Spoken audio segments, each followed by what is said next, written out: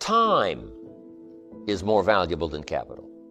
Time you set aside, not to be eaten, not to be wasted, not to be given away. How valuable is time? Time properly invested is worth a fortune. Time wasted is worth devastation. But it's worth a fortune if you invest it properly. Time invested can perform miracles. So you invest your time. Now, let me tell you the rest of the list. Lydia Colon invests $1 in her enterprise, selling a product she believed in.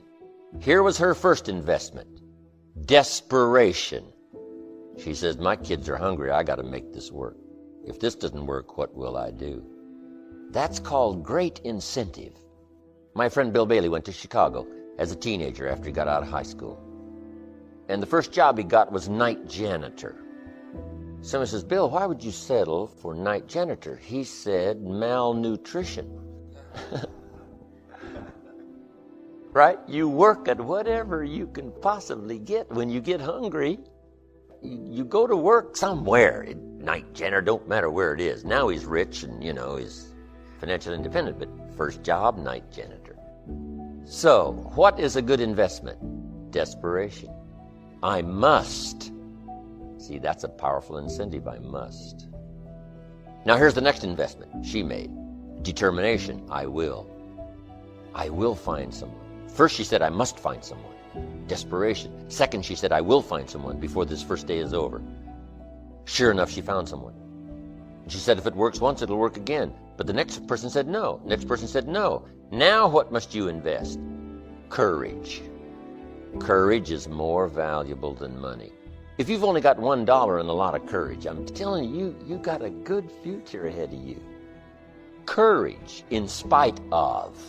Humans can do the most incredible things, no matter what happens. Tell us about it. Haven't we heard the stories? There's probably some recent ones from Kosovo that we haven't even heard yet, that are some of the most classic, unbelievable stories of being in the depths of hell and finally making it out. Now, it's humans. You can't sell humans short. Courage. In spite of. Not because of, but in spite of. Now, once she's sold 3 or 4 and gotten going, here's what now takes over. Ambition. Wow, if I can sell 3, I can sell 33. If I can sell 33, I can sell 103. Wow, now she's now dazzled by her own dreams of the future.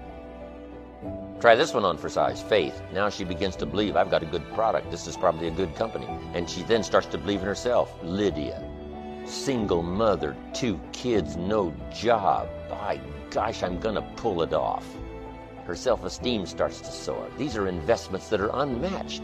Money can't touch it. What if you had $1 million and no courage? You'd be poor. You wouldn't be rich. Now here's the next one. It's the reason why she's a millionaire today. Ingenuity. Putting your brains to work. Probably up until now, you've put about 1/10 of your brain power to work. What if you employed the other 9/10? You can't believe what can happen. Humans can come up with the most intriguing things to do. Ingenuity. What's ingenuity worth? A fortune. It's more valuable than money. All you need is $1 and plenty of ingenuity. Figuring out a way to make it work, make it work, make it work. Have a classic story to tell that'll stir the kids' minds for years to come. Next, heart and soul. I mean, what's a substitute for heart and soul? It ain't money. Money can't buy heart and soul. And heart and soul is more valuable than $1 million. $1 million without heart and soul, you have no life. You are ineffective. But heart and soul is like magic. It's what we call the unseen magic that moves people. Moves people to buy, moves people to make decisions, moves people to act, moves people to respond. Heart and soul. Next, personality. You've just got to spruce up and sharpen up your own personality. You've got plenty of personality. Just get it developed to where it's effective every day. It's effective no matter who you talk to, whether it's a child or whether it's a business person, whether it's a rich person, poor person. A unique personality that is at home anywhere. My mentor Bailey taught me, You got to learn to be at home, Mr. Rohn, in a little shack in Kentucky, having a beer and watching the fights with Winfred, my old friend, and be just as comfortable there as you are in a Georgian mansion in Washington, D.C., at the senator's guest. Just as comfortable, move with ease, whether it's with the rich or whether it's with the poor. And it makes no difference to you who's rich or who's poor. A chance to have a unique relationship with whoever. That kind of personality that's comfortable, that kind of personality that's not bent out of shape. Here's the ultimate investment, charisma. Ultimate sophistication, charisma, with a touch of humility. All of that list is more valuable than money. With $1 and the list I just gave you, the world is yours. I mean, it belongs to you. Whatever piece of it you desire, whatever development you wish for your life, I've given you the secret. Capital, there is some kind of capital and there is some kind of capital. But here's what you can do with $1 and the rest of this investment of yourself and your person. You can secure your fortune. Key phrase, you lack not the resources. You don't lack the mental resources. You don't lack the financial resources. Here's the key to the dollar. Depends on where you invest it. Depends on where you spend it. Buy a Coca-Cola or buy a brochure about a product you believe in and go tell the story. I mean, what are you going to do with this dollar? You say, well, it's only $1. No, you don't understand. If you wish, you can turn it, instead of into a Coca-Cola, you could turn it into capital. And $1 turned into capital.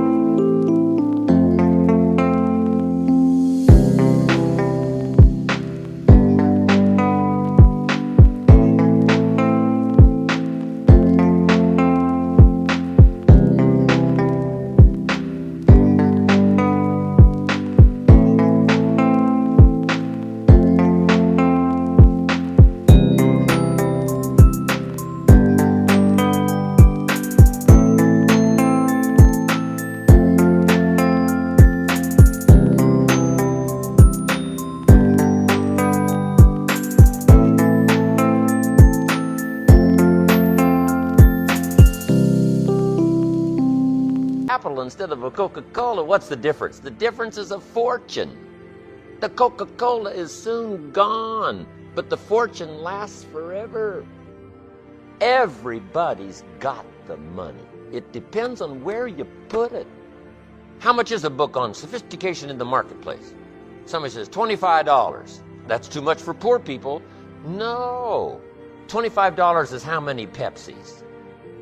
If you saved up the money of 25 Pepsis, could you buy a book on sophistication in the marketplace that can lead to fortune? The answer is yes. Everybody's got the money. Everybody's got the time. Everybody's got the imagination and the mental and the spiritual and the social resources. Everybody's got the stuff. It depends on how you use it and where you put it and where you invest it, how it turns out for you and for your life. That's the key.